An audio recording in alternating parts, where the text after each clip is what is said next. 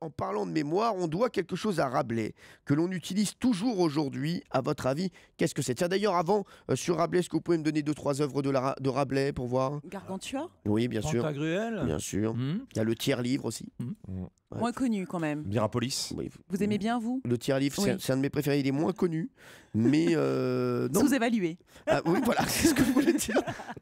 Merci, oui. Il avait été obligé de cacher son nom, de prendre un pseudonyme lorsqu'il l'a sorti parce que ça heurtait la faculté. Au départ, il était moine et il était entré à la faculté et il n'était pas question pour lui de se faire repérer et d'être à nouveau exclu d'une institution. Je sais. Eh oui, bah c'est le gros problème qu'on a eu avec Rabelais.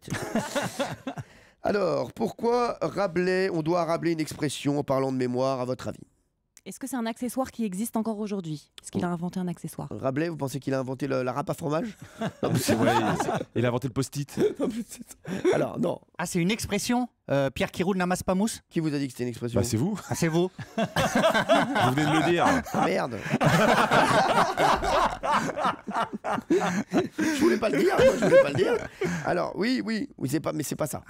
Est-ce que c'est une méthode pour muscler sa mémoire? C'est-à-dire, donc, avec, on met des électrodes sur la tête? Par exemple, ouais. Non, c'est pas ça. Un tien vaut mieux que deux, tu l'auras. Non, ça y est, l'autre, il est parti dans c'est bon, Faut les faire. on va pas le lâcher, là. Dictionnaire des citations.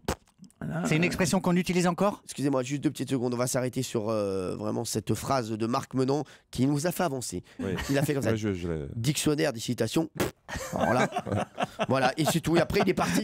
C'est ça. Il est parti méditer derrière. Alors, Gilles Verdez. Petit sexe, gros organe?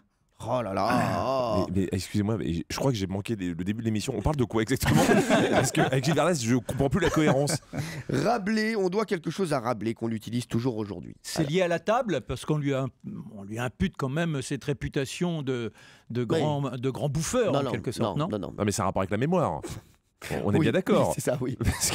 Oui, mais on pourrait par exemple avoir sur la table un élément de nourriture qui favorise l'exercice de la mémoire. Excusez-moi, parce que quand lui me dit, en me regardant dans les yeux, il a une réputation de grand bouffeur, ça me fait quelque chose. Voilà, excusez-moi Marc Menon, oui, Géraldine. Est-ce que c'est une expression qui est dans son livre ou Pantagruel ou Gargantua? Et en fait, qui est resté comme ça dans le patrimoine national. C'était dans ses textes. Dans un de ces textes, voilà, que je connais, mais je pense que vous ne le connaissez pas, vous. En français ou en latin, c'était? C'était en français. D'accord. En vieux François. Ouais, merci, vieux François. Et les jeunes l'utilisent encore aujourd'hui? Les jeunes, tout le monde l'utilise. Tout le monde l'utilise. Vous tweetez souvent, vous, Cyril? De quoi? Tweeter cette Cette expression? expression? Pourquoi, c'est quoi? Mais je sais pas, j'essaie de chercher. Parce que si je vous dis oui, ce serait quoi? Je sais pas, mes babas ou mes beautés. D'accord, vous pensez vraiment que Rabelais, il a mis dans un livre? Est-ce que c'est Rabelais qui a fait l'expression « salut les petits culs »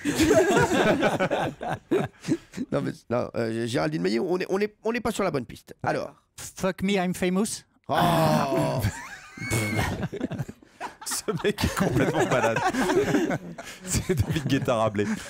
Mais on cherche une expression qui existe encore aujourd'hui et Oui. qui a marqué l'histoire du bac. Non, mais... Ah non. Genre avoir une mémoire d'éléphant, des choses comme ça. Oui, ou... je vous rappelle l'expression. Enfin, la question. Bah oui, donnez-nous la réponse Oui. directe. En parlant de mémoire, qu'est-ce que l'on doit à Rabelais que l'on utilise toujours aujourd'hui? C'est quoi? Se noyer dans un verre d'eau. Non. Parlons. Est-ce qu'il y a le mot mémoire dans l'expression? Non. Mais ça parle vraiment de la mémoire. Ah bah et oui. de ce muscle-là. Oui. Europe 1, la radio du matin? J'essaie de chercher, ça rime. Oui, mais Rabelais, il aimait les rimes. Ah oui, ça, oui. 1-1. Europe 1 matin. Je peux plus En tout cas, c'est une rime riche. faut vraiment qu'il y ait des gens qui lui parlent. Hein.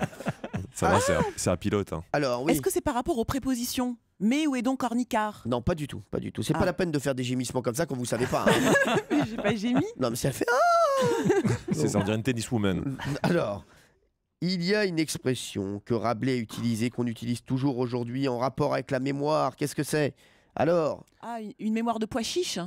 ça n'existe pas, ça. Ah, une mémoire de d'éléphant. poisson rouge. On dit on a un pois chiche dans la tête. Ah, voilà. On dit on a Bah, une, j'ai fait un condensé. on dit on a une mémoire d'éléphant. Voilà. Mais une mémoire de pois chiche, ça n'existe pas. Hein. Voilà. Une Il y a mémoire de poisson rouge. Non. Il y a une idée de religion puisqu'il était moine au départ dans l'expression. Non. Schtroumpfez-moi la schtroumpfette? Géraldine. Cyril, donc on est d'accord qu'on est dans une thématique du baccalauréat, donc de bachoter. Oui. Donc en fait, d'apprendre des choses pour s'en souvenir tout le temps, tout le temps. Oui, bah donnez l'expression. Savoir par cœur. Savoir par cœur. Géraldine Maillet, c'est son 3e point aujourd'hui. Bravo. Bravo Géraldine. C'est Rabelais qui utilisa le premier l'expression savoir par cœur dans ses textes au XVIe siècle. Il se basait sur les croyances de l'Antiquité où l'on pensait que c'était le cœur et non le cerveau qui était le centre de la sensibilité et de l'intelligence.